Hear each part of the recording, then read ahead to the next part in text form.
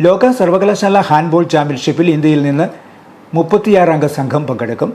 സ്പെയിനിലെ ആന്റിക്വാറയിൽ നടക്കുന്ന ചാമ്പ്യൻഷിപ്പിലുള്ള ഇന്ത്യൻ പുരുഷ വനിതാ ടീമുകൾ ജൂൺ 21-ന് പുറപ്പെടും. അസോസിയേഷൻ ഓഫ് ഇന്ത്യൻ യൂണിവേഴ്സിറ്റീസ് ചുമതലപ്പെടുത്തിയതിനെ തുടർന്ന് മഹാത്മാഗാന്ധി സർവകലാശാലയാണ് ടീം സെലക്ഷൻ നടത്തിയത്. രാജ്യത്തെ 100ഓളം സർവകലാശാലകളിൽ നിന്നുള്ള താരങ്ങൾ സെലക്ഷൻ ട്രയൽസിൽ പങ്കെടുത്തു. തെരഞ്ഞെടുക്കപ്പെട്ടവർ കോട്ടയത്ത് 20 ദിവസത്തെ പരിശീലനവും പൂർത്തിയാക്കിയാണ് സ്പെയിനിലേക്ക് പോകുന്നത്.